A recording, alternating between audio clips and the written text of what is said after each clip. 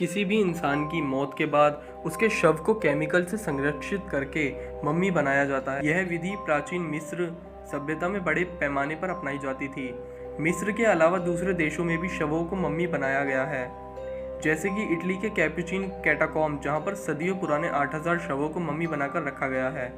लेकिन विश्व में अनेक जगह प्राकृतिक मम्मी यानी कि नेचुरल मम्मी भी पाई गई हैं, यानी कि बिना किसी केमिकल के संरक्षित किए सदियों पुराने ऐसी डेड बॉडीज जो आज भी सामान्य अवस्था में हैं। ऐसी ही कुछ नेचुरल मम्मी हमारे देश इंडिया में भी हैं, जिसमें से एक गोवा के बोम जीसस चर्च में रखी संत फ्रांसिस जेवियर की मम्मी है, जिसके बारे में मैं पहले ही एक वीडियो बना चुका हूँ। उस वीडियो का लिंक मैं आपको वीडियो के डिस्क्रिप्शन में दे दूंगा, अगर आप चाहें तो उसको भी देख सकते हैं।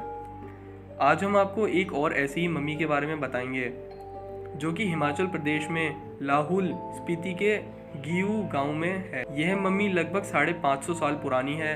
इस मम्मी के बाल और नाखून आज भी बढ़ रहे हैं। एक खास बात और यह भी है कि ये मम्मी बैठी हुई अवस्था में है, जबकि दुनिया में जितनी भी मम्मीज पाई गई हैं वो सभी लेटी हुई अवस्था में मिली हैं। गियू गांव साल में 6 से 8 महीने बर्फ की वजह से बाकी दुनिया से कटा रहता है, क्योंकि यह गांव काफ़ी ऊंचाई पर स्थित है और ये तिब्बत से मात्र 2 किलोमीटर की दूरी पर है। गांव वालों के अनुसार ये मम्मी पहले गांव में ही रखी हुई थी और एक बॉक्स में स्थापित थी, पर 1974 में भूकंप आया तो ये कहीं पर दब गई।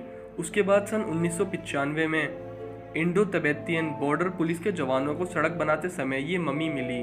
कहा जाता है कि उस समय कुदाल इस मम्मी के सर पर लगा था और कुदाल लगने के बाद इस मम्मी के सर से खून भी निकला था, जिसका निशान इसके सर पर आज भी मौजूद है। इसके बाद सन 2009 तक ये मम्मी आईटीबीपी के कैंपस में ही रखी गई।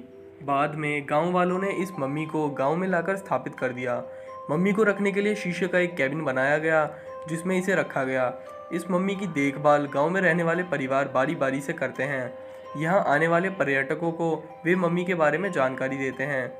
सालाना यहाँ पर देश विदेश के हजारों पर्यटक इस मृत मम्मी को देखने के लिए आते हैं। जब ये मम्मी आईटीबीपी के जवानों को मिली थी तो उसके बाद इसकी जांच करी गई, जिसमें वैज्ञानिकों ने बताया कि ये लगभग 550 साल पुरानी है।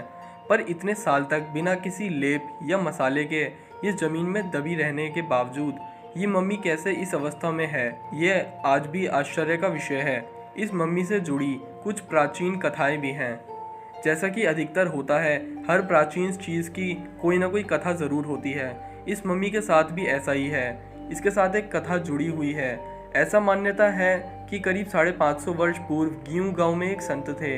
गियू गांव में इस दौरान बिच्छुओं का बहुत प्रकोप हो गया। इस प्रकोप से गांव को बचाने के लिए इस संत ने ध्यान लगाने के लिए लोगों से उसे ज़मीन में दफन करने के लिए कहा।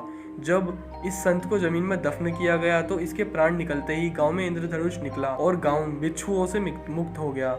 जबकि कुछ लोगों का कहना है कि ये मम्मी बौद्ध भिक्षु सांगला तेंजिंग की है, जो तिब्बत से भारत आए और यहाँ पर जो एक बार मेडिटेशन में बैठे तो फिर उठे ही नहीं। मिस्र में मम्मी को कॉफिन में से निकालकर उनकी सफाई की जाती है ताकि वे आने वाले सालों में सुरक्षित रहें, लेकिन यहाँ ऐसा नहीं किया जाता। इस मम्मी की देखभाल मिस्र में रखी गई मम्मीज की तर्ज पर होनी चाहिए। यदि ऐसा नहीं किया गया तो आने वाले समय में इस पर्यटक स्थल का अस्तित्व खतरे में पड़ जाएगा।